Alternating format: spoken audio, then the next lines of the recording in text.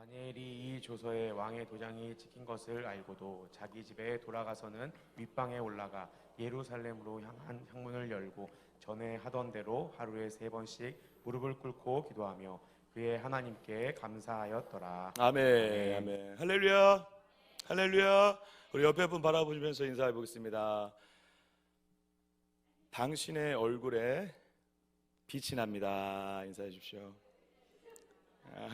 아마 웃는 거 보니까 빛이 안 나는데 빛이 난다고 하니까 마음이 어려우신 것 같아요. 얼굴이 좀 푸석푸석하죠? 특세를 통해서 우리가 달려가고 있기 때문에 얼굴이 다들 약간 피곤하고 푸석해요. 그죠? 그래도 빛이 나는 줄 믿습니다. 빛이 보이는 역사가 있길 축복합니다. 실제로 빛이 나죠. 왜 그렇죠? 우리 안에 주님이 계시기 때문인 줄 믿습니다. 할렐루야. 할렐루야. 네, 우리 사랑하는 성도님들과 함께 금요 예배 잠깐 우리 말씀 나누고 우리 특세로 또 계속 달려가고 있기 때문에 오늘 말씀은 짧고 간단하고 굵고 근데 지금 설교 전부터 사역자들이 비웃었거든요. 네가 짧게? 그게 되는 사람이야? 약간 그런 눈빛으로 저를 바라봤어요. 근데 지금 오늘 예찬 목사님께서 조금 찬양을 조금 길게 했습니다. 그걸 감안하고 들어주시기 바랍니다. 지금 30분에 제가 시작했습니다. 30분. 자, 오늘 말씀은요 다니엘서 6장 10절을 가지고 닭공, 닭감이라는 말씀으로 주제목으로 나누려고 하는데요. 이 언어가 거친 언어라서 제가 제목을 일부러 이렇게 안 썼습니다.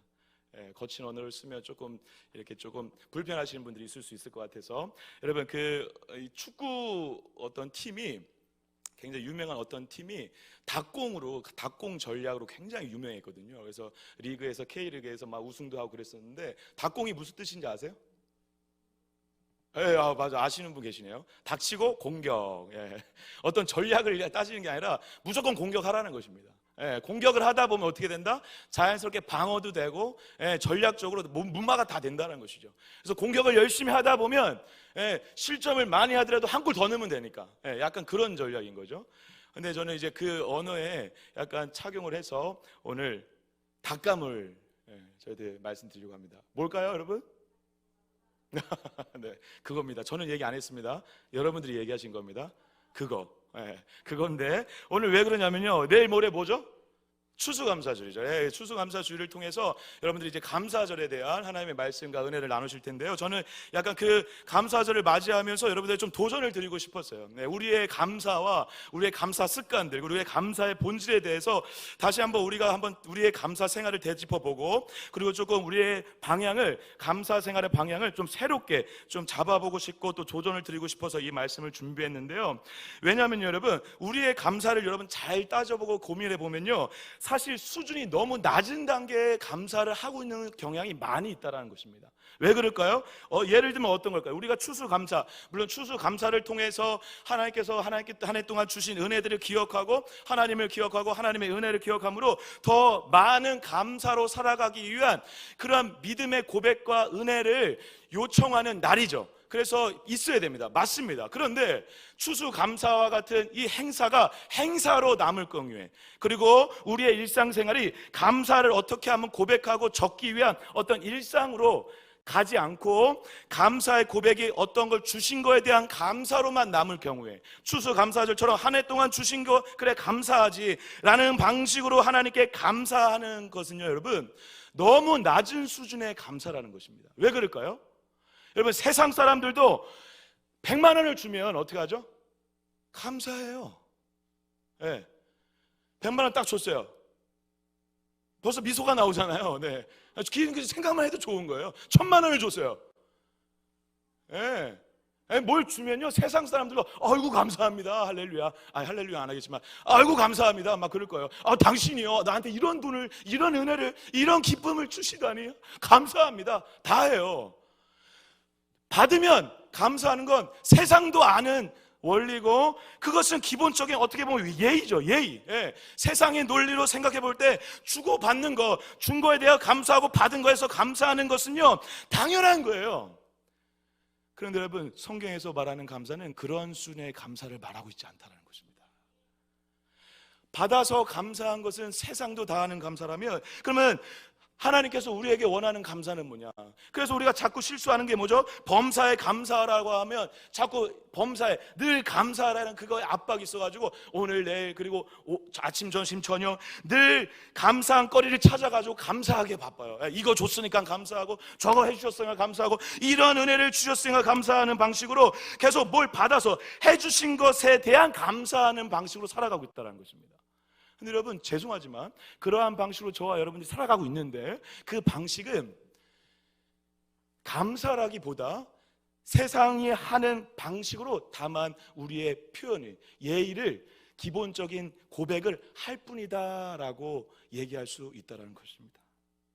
어떤 일의 결과에 따라 감사하는 그런 수준이 아니라 더 본질적인 어떠한 감사의 의미를 알아 그 감사에 대한 것들이 더욱더 폭발력 있게 증가되고 더 의미 있게 나아가기 위한 어떤 본질에 대한 고민이 필요하다는 사실입니다. 그래서 여러분 저와 여러분들이 주신 거에 대해서 감사하는 것도 필요하죠. 맞아, 중요하고 그것도 의미 있고 그것도 참 귀한 것이죠. 당연히 감사해야죠. 근데 그건 당연한 거라는 거죠. 근데 그 당연한 것을 하다 보면 우리가 자꾸 어디로 빠질 수 있다? 그 주신 거에 대한 감사로만 그런 수준의 감사 생활만 하다 끝난다는 것입니다. 근데 여러분 저와 여러분들이 넘어야 될 산은요 뭐냐면요 이 감사가 영성이 되고 능력이 되는 수준까지 가셔야 된다는 것입니다. 성경에서 무려 256번에 걸쳐서 감사에 대한 얘기를 하고 있어요. 그만큼 감사가 중요하다는 것이죠. 근데 이 감사를 하면서 지금 성경이 동일하게 계속 요청하는 건 물 주셔서 감사한 것보다 뭐가 많을까요? 앞으로 우리가 이야기할 그런 수준의 감사를 요청하고 있다는 것입니다. 그래서 여러분 저와 여러분들의 감사 생활이 어떤 주신 거에 대한 당연한 것을 하는 기본적 예의 수준의 그런 감사를 넘어 성경에서 얘기하는 감사의 본질을 알아 우리가 하는 수많은 감사가 주신 거에 대한 감사를 포함한 이 수많은 것에 대한 감사가 이 본질의 의미를 담은 감사로 나와 감사로 끝나는 것이 아니라 감사의 능력으로 사시는 은혜가 있길 축복합니다. 할렐루야. 그래서 감사의 본질을 잘 우리가 이해하고 파악을 해야 되는데 그 본질이 잘 들어가 있는 감사의 본질이 잘 들어가 있는 본문이 오늘 본문입니다. 오늘 말씀은요 한 구절밖에 안 되지만 6장 전체의 이야기를 여러분들이 대충 아시죠? 제가 길게 설명하진 않겠습니다. 시간 관계상. 어떠한 내용이죠? 지금 다니엘을 3명의 총리가 그 나라에 있었는데 3명의 총리 중에 2명의 총리가 1명의 총리인 다니엘을 질투하고 시기하고 이방 민족인 사람이 엄청난 힘과 능력을 발휘하면서 왕한테 시총회를 받으니까 질투하는 거예요. 그래서 왕에게 찾아가서 수많은 사람들이 의견을 모아서 데리고 가서 얘기하는 거예요. 저 다니엘이 왕 위에 다른 신에게 기도하고 절하면 죽이자라는 그러한 의미를 담아 그러한 조서를 꾸며 왕에게 올리는 거예요. 거기에 다니엘의 이름을 쓰지 않았지만 다니엘을 지칭하는 건 다름없죠. 다니엘이 평상시에 하나님을 예배하고 기도했던 걸 다 알았기 때문에 그렇습니다. 그러한 다니엘을 그렇게 코너로 몰아 죽이게 하기는 전략 그 칙령을 만들어 왕에게 허락을 받고 그 칙령이 실제로 공포가 됐어요. 그래서 이제 오늘부터는 하나님께 기도하면 죽어요. 그 사자굴에 빠진다라고 정해놨어요. 법이 됐어요. 왕의 법이 됐어요. 왕 이외에 다른 사람에게 절을 하면 안 된다는 거예요. 그러면 저와 여러분 같으면 어떻게 하죠? 한 달 정도 안 할 수 있잖아요. 안 하는 것도 지혜 아닌가요? 안 해도 괜찮잖아요. 근데 지금 다니엘이 그걸 선택하지 않고 어떻게 했다는 것이죠. 10절에 이 조서에 왕의 도장이 찍힌 것을 알고도 자기 집에 들어가서 뭐 했다? 윗방에 올라가서 기도했다라는 것입니다. 그런데 여러분 이 본문 말씀은요 우리가 너무 잘 알다시피 기도에 대한 기도의 습관과 기도의 영성에 대해서 얘기할 때 자주 등장하는 본문입니다. 맞습니다. 그래서 저도 예수님의 사람들과 양육을 할 때 이 다니엘 본문을 가지고 기도 습관을 가지라고 텐텐텐 기도 운동을 막 하고 지금도 이제 하루에 3번씩 기도하시라고 자꾸 권면을 드립니다. 기도를 하루 3번 하는 것이 중요하고 그렇게 하는 것이 의미가 있다는 것을 가르쳐 주기 위해서 그리고 이 본문을 통해서 기도하는 것을 도전받는 것도 중요하고 맞아요. 그런데 기도를 말하는 것으로 멈춰 있다면 이 본문을 반밖에 이해하지 못한 것입니다. 왜냐하면요 여러분 이 기도를 하는 데 있어서 이 기도를 시작한 근본 이유를 먼저 알아야 되는데요 이 기도를 왜 지금 다니엘이 하고 있을까요? 이 기도를 실제로 이렇게 될 것이라는 걸 어떤 예언적 마음으로 먼저 기도했던 사람이 있는데 그게 누구죠? 이렇게 기도할 수 있게 만든 사람, 솔로몬입니다. 솔로몬이 성전 봉헌식을 하고 하나님께 어떤 예언적 성령의 충만함으로 기도할 때 앞으로 있을 일을 예언적으로 얘기하면서 이러한 고백을 해요. 역대하 6장 37절인데요 제가 한번 읽어보도록 하겠습니다. 그들이 사로잡혀간 땅에서 스스로 깨닫고 그들을 사로잡은 자들의 땅에서 돌이켜 주께 간구하기를 우리가 범죄하여 패역을 행하며 악을 행하였나이다 하며 자기들을 사로잡아 간 적국의 땅에서 온 마음과 온 뜻으로 주께 돌아와서 주께서 그들의 조상들에게 주신 땅과 주께서 택하신 성과 내가 주의 이름을 위하여 건축한 성전 있는 쪽을 향하여 기도하거든 주는 계신 곳 하늘에서 그들의 기도와 간구를 들으시고 그들의 일을 돌보시오며 주께 범죄한 주의 백성을 용서하옵소서. 이 말씀 그대로 다니엘이 하고 있는 것이죠. 그래서 주의 성전을 향하여 창문을 열고 두 손을 들고 하루 3번 기도하고 있는 것입니다. 다니엘이 지금 좋은 상황이 아니라 포로 시대이고, 그 포로 시대인데 이제 이거 열심히 신앙생활하고 하나님의 은혜 가운데 총리까지 올라갔는데 수많은 자신을 음해하려는 세력에 의해서 이제 이렇게 기도하면 죽을 수도 있는 상황인데 그 죽음을 각오하고 지금 기도를 하고 있다는 것입니다. 그런데 여러분, 기도가 중요하지만 이 본문 6장 10절의 말씀을 잘 보시면요 7가지 연속적인 단어로 적혀 있습니다. 한번 잘 보십시오. 제가 한번 말씀을 드리니까 한번 동그라미를 한번 쳐보세요. 잘 기억해 두십시오. 첫 번째, 윗방에 올라가. 두 번째, 예루살렘을 향해. 세 번째, 창문을 열고. 네 번째, 하루에 3번씩. 물론 하루에 3번씩 앞에 어떠한 단어가 있죠? 전에 하던 대로라는 단어가 있습니다, 성경에는. 그리고 5번째, 무릎을 꿇고. 그리고 6번째, 기도하며. 7번째, 감사하였더라. 사랑하는 여러분, 지금 7가지 행동을 딱딱딱 보여주고 있는 거예요. 윗방에 올라갔고 예루살렘을 향해서 창문을 열었고 하루에 3번씩 무릎을 꿇었고 기도했고 감사했다는 것입니다. 이게 왜 중요하냐면 여러분, 히브리인들의 의식 가운데 7이라는 숫자는 완전수를 뜻하는데 완전수의 행동이 딱딱딱딱 나와서 완성이 됐다는 것입니다. 완전한 하나님을 향한 예배와 기도가 드려지고 있다는 거예요. 그런데 여러분, 그냥 다니엘이 방 안에 방구석에 들어가서 기도했다 이렇게 해도 돼요. 근데 그렇게 하지 않고 있다는 것입니다. 왜? 이 행위가 중요하니까. 근데 중요한데 이 행위가 마치 어떤 식으로 지금 선포되고 있는 거냐면 계단을 쌓는 방식으로 이루어지고 있다는 것입니다. 그러면 계단을 쌓는 방식으로 7가지 단어가 올라가고 향했고 열었고 3번 꿇었고 기도하고 감사해. 가장 마지막은 무엇이죠? 감사하였다. 기도가 마지막이 아니고 감사가 마지막이었다는 것입니다. 그래서 마지막에 나오는 7번째에 나오는 감사가 가장 중요한 목적이라는 거예요. 지금 그러한 의도로 지금 쓰고 있는 거예요. 그냥 들어가서 방구석에 들어가서 기도했어, 감사했어 이렇게 끝나는 게 아니라 탁탁탁탁탁탁 감사했어, 이걸 얘기하고 있는 것입니다. 그러므로 그렇게 함으로 우리가 기도가 목적이 아니라 결국 감사가 목적인 것을 우리에게 도전할 뿐 아니라 감사가 목적이 됨으로 인해 모든 것이 완성이 될 수 있다는 걸 보여주고 있는 것입니다. 그리고 감사함으로 인해 모든 것을 시작할 수 있다는 것입니다. 여러분, 물론 맞습니다. 우리가 기도를 시작해야 감사를 할 수 있죠. 그런데 감사가 목적이고 감사가 끝내 이유여야 뭘 시작할 수 있죠? 기도를 시작할 수 있습니다. 여러분들, 저와 여러분들 경험하는 것입니다. 그래서 감사가 기도를 이끌어내는 거죠. 예, 기도를 해서 감사가 나오는 게 아니라 감사하면요 기도가 시작되는 거죠. 지금 그래서 이 7가지 단어를 통해 특히 기도 다음에 감사가 있는 이 단어를 통해 기도의 시작이 감사라는 것을 우리에게 도전함으로 끝내 우리의 신앙의 목적이 어디에 있어야 된다? 기도를 열심히 하는 것이 아니라 감사가 목적일 때 기도가 된다는 것입니다. 너무 재밌지 않으십니까, 여러분? 감사가 기도를 끌고 가는 형국인 거죠.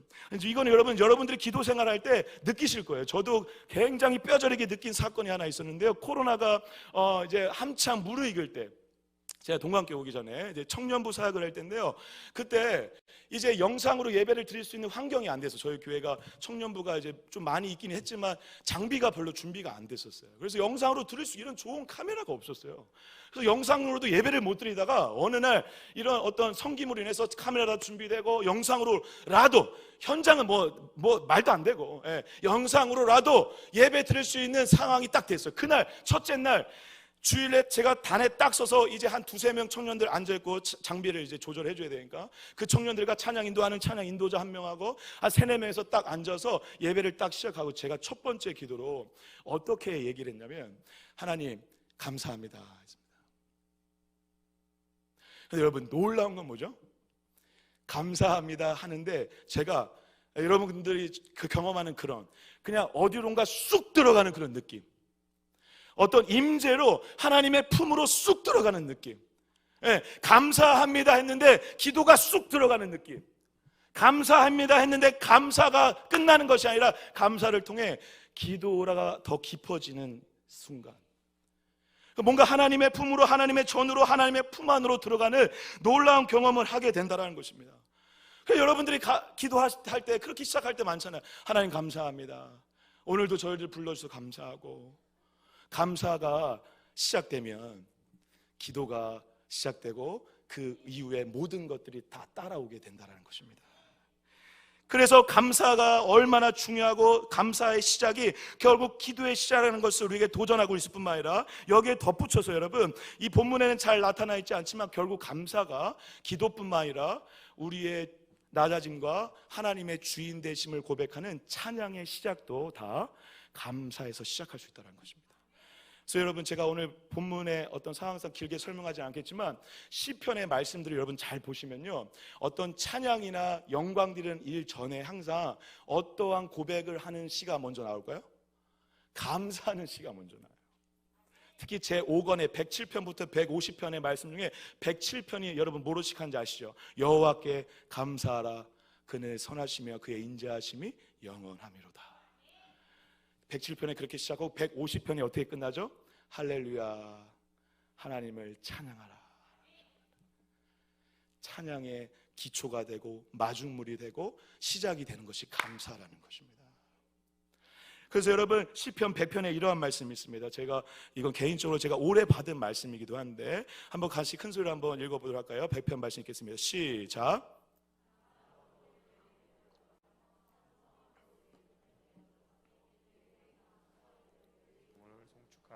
아멘, 아멘. 여러분 순서를 바뀌어서 찬송함으로 해도 돼요. 그런데 여러분 그의 문에 들어가고 그의 중전에 들어갈 때 가장 먼저 나온 단어가 무엇이죠? 감사함으로, 감사함으로 그의 궁전에 들어간다는 것입니다. 할렐루야, 할렐루야. 여러분 흥분 안 되세요? 또 저만 흥분되는 거죠? 감사하면요 그의 궁전에, 그의 전에 들어가 임재 속으로 들어간다는 것입니다. 할렐루야. 그래서 기도가 끌고 가는 거죠. 그래서 감사로 시작하면 기도가 내 기도가 되는 게 아니라 주님이 끌고 가는 기도가 되는 거예요. 모든 걸 내려놨으니까 나는 없고 하나님만 주인이고 하나님이 높임 받으시라고 하는 고백이니까, 그러니까 기도가 깊어지고 찬양이 깊어지는 것입니다. 감사함으로 그의 궁전에 들어간다. 그래서 감사를 해야 된다는 것입니다. 그래서 제가 이렇게 정리를 해봤어요. 감사는 기도의 시작이 되고 찬양을 위한 마중물이 된다. 할렐루야. 기도 생활, 찬양 생활을 잘하기 위해서 여러분 마음 가운데 감사가 이미 있으셔야 돼요. 그리고 감사가 넘치셔야 돼요. 감사가 깔려 있어야 돼요. 그럴 때 기도도 찬양도 예배도 성공할 수 있다는 것입니다. 그런데 이 감사가 우리가 아까 말씀드린 것처럼 단순히 주신 거에 대한 항상 기본적인 예의적인 세상적인 방법의 수준의 감사가 아니라 그것을 뛰어넘는, 그래서 모든 것을 끌어안는 진짜 감사로 가기 위한 감사의 본질을 다니엘이 너무 잘 보여줬다는 것입니다. 첫 번째 한번 따라해 볼까요? 전에 하던 대로. 다시 한번 따라하겠습니다. 전에 하던 대로.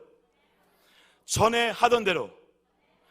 쉽게 얘기하면 감사가 일상이 되고 우리가 바울이 얘기했던 그 말씀처럼 범사에 감사하는 일상을 누가 살았다라는 것입니까? 다니엘이 살았다라는 것입니다. 다니엘이 기도하는 자였지만 기도하기 전에 감사하는 자였다라는 것입니다. 그래서 여러분 왜 그걸 알 수 있죠? 오늘 전에 하던 대로 하루 3번씩, 그러니까 오늘 이 기도하고 감사하는 이것이 오늘만 그런 게 아니라 언제? 원래부터 평상시에도 몇 번씩? 하루에 3번씩. 여러분, 하루에 3번씩 한다는 건 어떤 의미가 있는 거 아시죠? 네, 하루에 3번을 한다. 여러분, 아침, 점심, 저녁에 3시, 12시, 9시, 12시, 3시에 한다라는 이 의미는 그냥 3번 했다라는 의미가 아닙니다. 늘 한다라는 것입니다. 늘 한다라는 것을 대표성을 띠는 단어 3가지 기점으로 얘기하는 것이죠. 늘 한다라는 것입니다.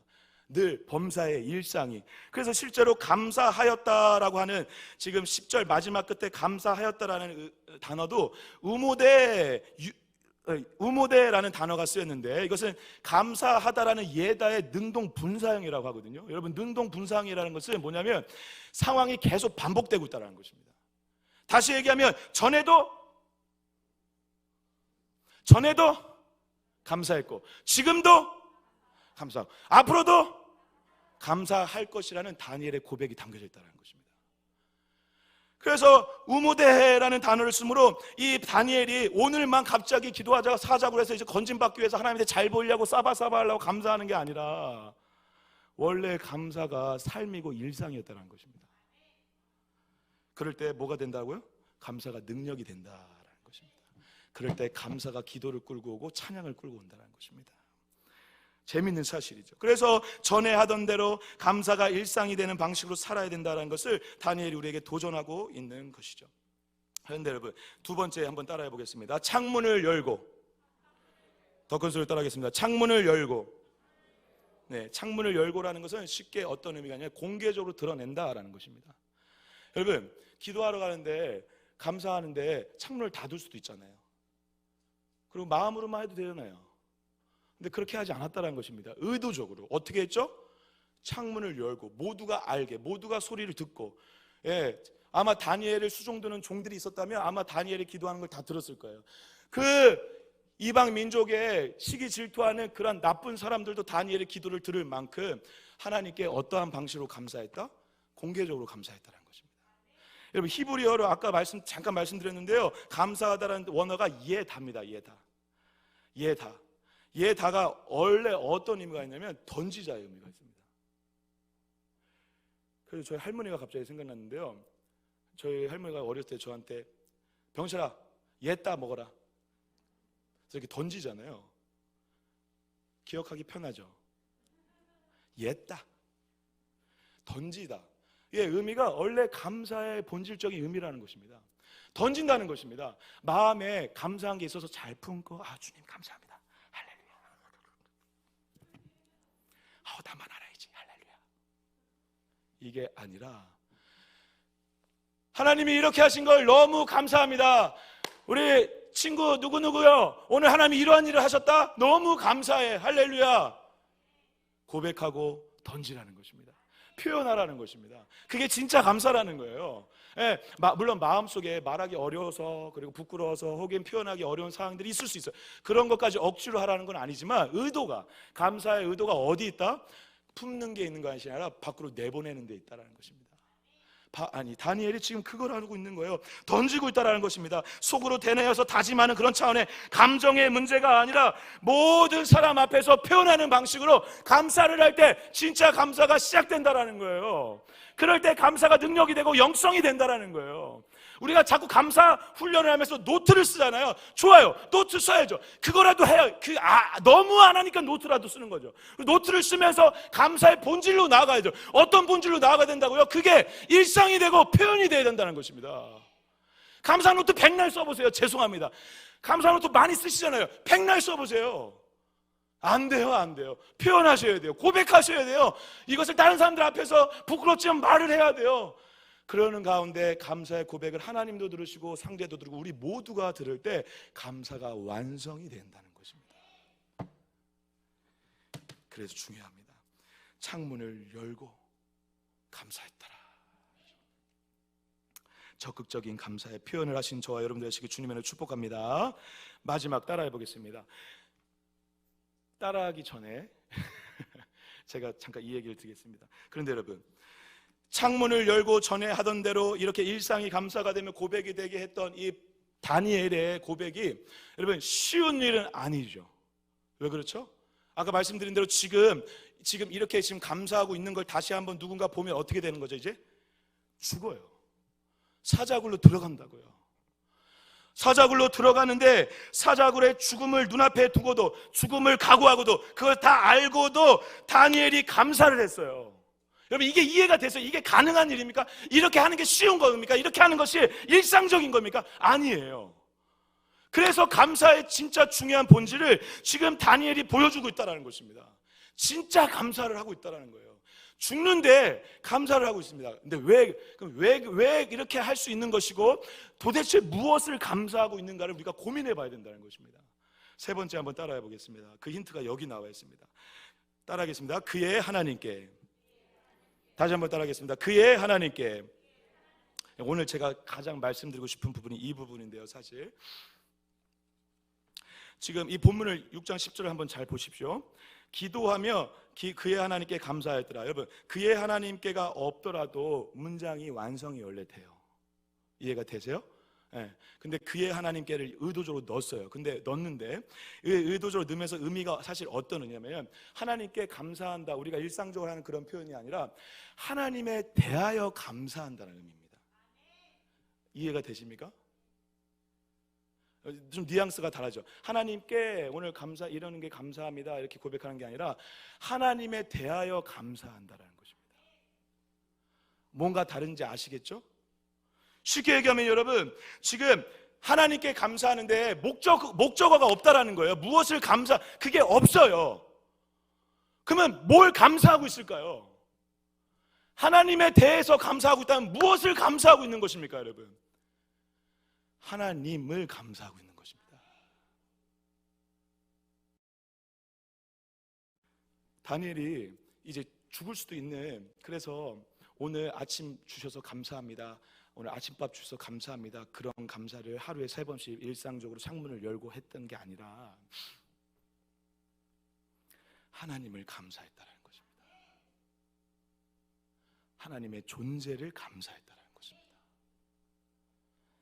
하나님의 존재를 감사함으로 다른 수많은 것들이 다 하나님의 주권과 섭리에 있다는 믿음의 고백을 한 것이나 다름없는 것이죠. 하나님께 감사하고 하나님에 대하여 하나님을 감사함으로 하나님이 하신 모든 일을 포함한 하나님의 모든 것들을 감사하는 것이죠. 특히 다니엘에게 하나님은 어떤 분이셨죠? 그동안 수많은 어려움과 고통과 환난이 있었지만 그때마다 오늘 사자굴에서 건져주는 것뿐만 아니라 포로가 됐지만 포로가 된 상황 속에서도 신실하게 나를 인도해 가시는 하나님, 전능하신 하나님, 죽음 속에서 건지시는 하나님, 결단하고 뜻을 정하여 이방 민족의 음식을 먹지 않겠다고 결단했을 때 다른 사람들 다 죽어나가는데 살아내게 하시는 하나님, 그 전능하시고 신실하신 그 하나님, 그 일에 대해서 감사하지 않는 것은 아니겠지만 그 일이 중요한 것이 아니라 나를 구원해 주시고 나를 인도하신 그 하나님, 결과가 아니라 그 일에 대해서 하신 그분의 결과가 아니라 그분 그 자체에 대해서 감사하고 있다는 것입니다. 그래서 포로 생활을 계속 반복하면서도 다니엘은 수많은 예언의 말씀과 이 경험들을 통해서 알았어요. 아, 하나님이 끝내 이스라엘을 돌보시고 역사하시고 나도 지키시고 돌보시겠구나. 내가 지금 사자굴에 떠서 죽더라도 하나님은 신실하시구나, 하나님은 전능하시구나, 그런 하나님께 감사하고 있다는 것입니다. 이게 감사의 진짜 본질이라는 것입니다. 우리의 감사의 수준은 1단계 뭐죠? 예를 들면 주신 것에 감사하는 게 제일 많죠. 두 번째, 주시진 않는데 주실 걸 그래도 기대하면서 이 약물고 그래도 주실 거야, 믿어 감사합니다. 사실 이거 두 번째는 바울이 우리에게 권면하는 기도의 방법이죠. 감사함으로 아뢰라 하잖아요. 감사한 거로 받은 걸로 알고 기도하라는 거죠. 결혼할 줄 믿습니다, 감사합니다, 아멘. 감사한 거죠. 미안합니다. 세 번째 조금 더 깊은 감사는 뭐죠? 두 번째는 주실 것에 대한 감사고, 세 번째는 감사할 것도 없는데 감사하는 거죠. 근데 여러분, 이 세 번째 수준도 높은 수준이고 귀하지만 잘 한번 생각해 보십시오. 감사할 게 없는데 감사한다? 그래서 억지로 이 잡듯이 찾아내가지고 오늘 밥 한 끼라도 사준 거 기억내가지고 막 감사, 그것도 귀하고 감사하지만 여러분, 감사한 게 왜 없습니까? 그리고 끝내 진짜 감사해야 될 대상이신 하나님이 계신 걸 안다면, 주신 것에 감사하고 주실 것에 감사하고 감사할 것이 없어도 감사하는 억지스러운 감사를 넘어 감사가 일상이 되는 방식으로 살아갈 수 있게 된다는 것입니다. 여러분, 약간 이건 논리적인 얘기일 수 있는데 이 이야기를 잠깐 드리고 싶었습니다. 왜냐면요, 범사에 감사하다라는 의미가 우리가 자꾸 어떻게 받아들이고 어떻게 자꾸 인식을 하죠. 아까 말씀드렸지만 뭐 아침, 점심, 저녁 수시로 감사한 일 있으면 감사하고, 그런 약간 범사에 늘 언제나 감사하는 의미로 생각을 하는데, 범사에 감사합니다 진짜 의미이자 범사에 감사합니다가 되게 하기 위한 방법은 뭐죠? 지금 이겁니다. 하나님을 감사하면 범사에 감사하는 것입니다. 왜 그렇죠? 하나님은 시간적으로 영원하신 분이죠. 할렐루야. 그리고 공간적으로 무한하신 분이죠. 시간과 공간적으로 영원하시고 무한하신 그분을 감사해요. 그럼 내 안에 영원과 무한이 채워지는 것이죠. 그럼 나의 감사는 영원과 무한의 감사가 되는 것입니다. 그러면 범사에 감사하려고 아둥바둥하면서 노력하지 않아도 범사에 감사한 자로 사는 거죠. 다르게 얘기하면 감사하는 존재 그 자체가 되는 거죠. 그냥 감사 덩어리인 거예요. 입만 뻥끗하면 그냥 감사가 나올 수밖에 없는, 감사가 채워져 있는 자가 되는 거죠. 언제? 하나님을 감사할 때 그게 이루어지고 그게 시작될 수 있다는 사실입니다. 그래서 여러분, 저와 여러분들이 하나님의 존재로, 하나님의 어떠한 존재의 속성으로, 그분의 인자하심과 영원하심과 신실하심과 전능하심과 아름다우심과 선하심과 그 모든 것을 포함한 하나님을 감사할 때 진짜 감사가 완성되고, 그 감사가 될 때 범사에 감사하는 인생이 되는 거예요. 재미지 않으십니까? 저만 재밌네요. 또 그 겉면 드리는 것입니다. 내일은 몇 번 감사해야 될까? 하루에 3번 내가 아침에 내 꼭 이 눈 뜨자마자 감사하리라. 눈 뜨자마자 주님 생각이나 하세요. 하나님 생각하십니다. 하나님께 감사하고 하나님 그 존재 자체로 감사하는 거죠. 다니엘이 포로 시대를 살아가고 절망과 어두움과 더럽고 추악한 그 시대를 살아가는 고통 가운데 있음에도 불구하고, 우리 이스라엘 민족 전체가 어려운 상황들 겪어가고 있는 상황 속에서도 끝내 그 포로 시대를 이겨낼 수 있는 영성은 어디서 나왔냐? 바로 감사에서 나왔다는 것입니다. 그래서 시편 136편, 여러분들 잘 아시는 시편일 텐데요, 107편에도 있고 136편에도 있는데, 136편은요 이게 계속 반복되거든요. 한번 1절 한번 다시 한번 큰 소리로 읽어볼까요? 시편 136편 1절입니다. 읽겠습니다. 시작. 여호와께 감사하라. 그는 선하시며 그 인자하심이 영원함이로다. 아멘, 아멘. 그리고 나서 여러분, 앞으로 이 136편 본문에 이제 집에 가서 보시면요, 계속 끝에 그의 인자하심이 영원함이로다, 그의 인자하심이 영원함이로다 계속 끝날 때까지 반복됩니다. 그리고 이 찬양을요 언제 했냐면 주로 포로 시대 때 했어요. 포로 시대 때. 그 상황이 이해가 되세요? 포로 시대를 살고 있는 사람들이 선창과 후창으로 이렇게 하는 거예요. 여호와께 감사하라 여러분들이 하시면 제가 그는 선하시며 그 인자하심이 영원함이로다 하는 거예요. 제가 여호와께 감사하라면 여러분들이 그는 선하시며 그 인자하심이 영원함이로다, 이런 방식으로 이끄는 자와 따라오는 자가 선창과 후창을 하며 이 찬양을 하면서 예배들을 드리려고 했고, 이 찬양을 하면서 포로 시대 때 성전으로 올라가는 예배를 드리려고 했다는 것입니다. 언제? 포로 시대 때. 그럼 뭘 감사한 것이죠? 하나님을 감사했다는 것입니다. 그래서 이 문장도요 사실 이렇게 번역을 좀 할 수 있는데 한번 보여주실까요? 이거 사실 여호와께 감사하라면서 그는 선하시며와 그의 인자하심이 구분되는 것이 아니라 이렇게 해석해야 정확하거든요. 그의 인자하심이 선하시고 영원하시기 때문에 어떻게 해라? 감사하라는 것입니다. 여호와가 오늘 밥 3끼 주시고 좋은 일 해주시고 역사하시고 축복을 주셔서 감사하는 내용이 아니라 그의 인자하심이 선하시고 영원하기 때문에 감사하라는 것입니다. 그러면 지금 이 선하시고 영원하신 거에 다 걸리는 주제가 바로 뭐죠? 그의 인자하심이죠. 인자하심. 그의 인자하심을 여러분들 잘 알고 있는 뭐죠? 헤세드죠. 헤세드. 하나님을 가장 잘 품고 있는 속성 중에 하나, 사랑, 자비. 네. 그 단어인 헤세드로 인해서 오늘 감사하라는 것입니다. 그리고 감사할 수 있죠. 그리고 감사해야 된다는 것입니다. 그것 때문에 감사했고, 그것 때문에 감사하고 있고, 그것 때문에 감사하라는 것입니다. 그게 진짜 감사의 생활이라는 거였어요. 저와 여러분들이 가야 되는 감사의 본질이 이 길이라는 거예요. 하나님의 속성으로, 하나님의 존재로, 하나님의 그 헤세드의 사랑으로, 그리고 그 헤세드의 사랑의 끝판이 무엇입니까, 여러분?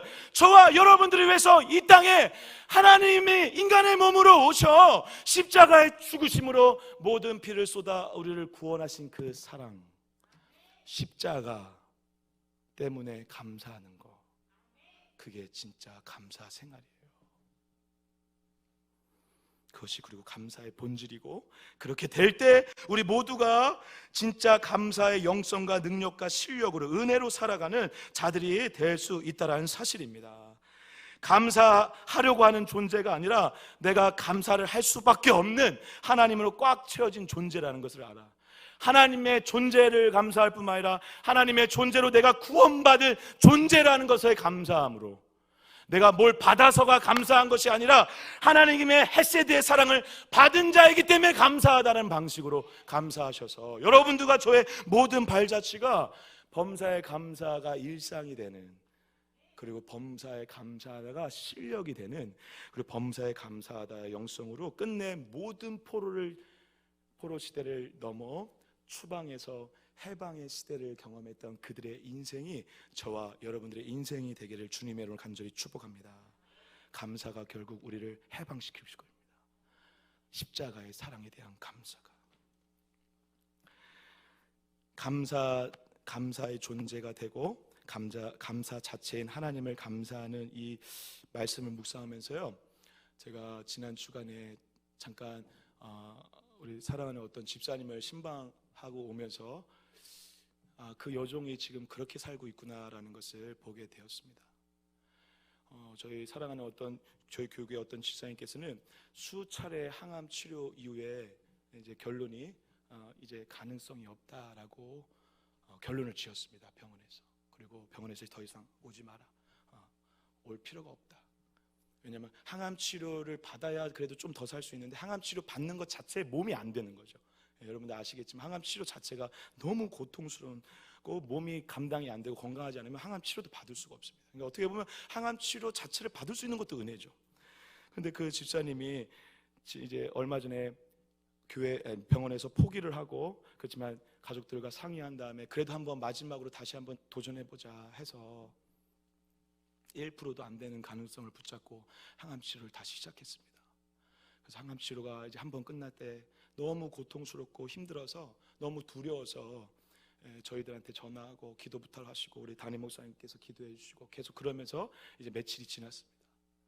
며칠이 지난 다음에 이제 병원에 1차를 다시 받으시고 집에 계시다는 소식을 듣고 이제 신방을 할 겸, 그리고 또 전해드릴 것도 있고, 그리고 저희들에게 또 귀한 또 성김을 주셔가지고 감사한 마음으로 찾아뵙게 되었습니다. 근데 여러분, 제가 그 성도님에게 아유 정말 고생 많으셨습니다. 저는 그분의 아프고 힘든 걸 만져주고 싶은 그런 마음으로 먼저 그러한 단어들을 의도적으로 사용을 한 거죠. 그리고 그분의 상황을 같이 공감하려고 하는 마음으로. 근데 어줍지 않은 질문이었죠. 너무 힘드셨죠? 어떻게 견디셨습니까? 그렇게 얘기하는 저의 질문이 너무 초라할 정도로 그분이 저에게 했던 첫 마디가 무엇인지 아십니까? 이제 내일 죽어도 아무렇지 않은 그분이, 그리고 앞으로 항암 치료를 받아도 가능성이 없는 그분이, 그래서 항암 치료를 받는 것 자체가 고통스러워서 살기도 싫을 만큼 힘들고 어려운 상황 가운데 있는 그분이, 그래서 억지로라도 항암 치료를 받고 있는 그분이 얼마나 고통스러우십니까? 라고 하는 이 부족한 목사의 질문에 그래도 하나님이 계셔서 감사합니다 라고 하십니다.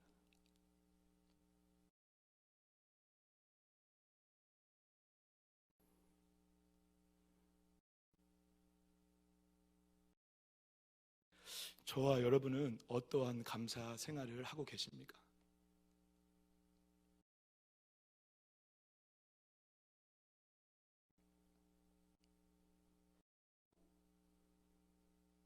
감사할 게 있어서 감사하는 세상 사람들도 하는 그런 저급한 수준의 감사가 아니라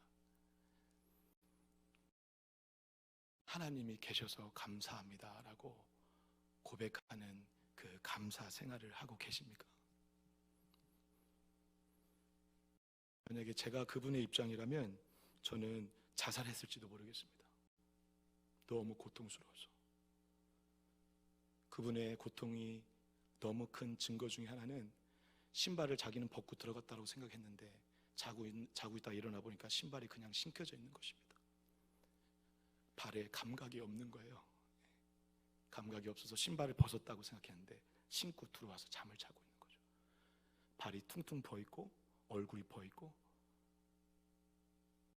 하지만 그렇게 한다고 날 가능성은 1%도 안 되는 상황에 낫게 하시겠죠. 그래, 낫게 하실 거니까 감사하다가 아니라 그래도 하나님이 계셔서 감사합니다라고 하고 있습니다.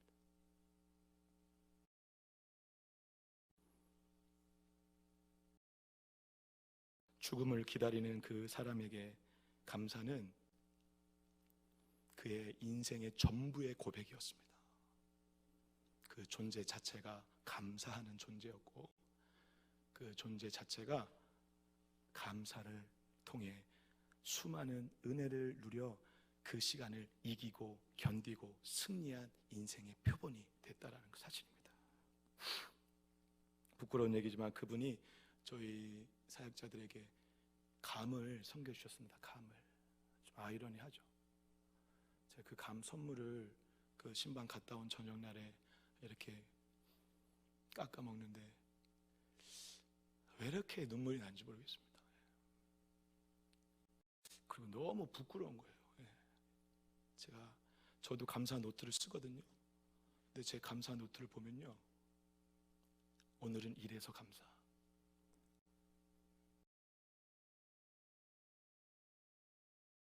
뭐 받아서 감사, 건강하게 해줘서 감사. 물론 그것도 귀하지만, 그리고 그 귀한 그것을 해야 되지만, 안 하는 것보다 하는 것이 좋지만, 그것을 통해 끝내 우리가 가야 될 감사는 주님 때문에 감사인 줄 믿습니다.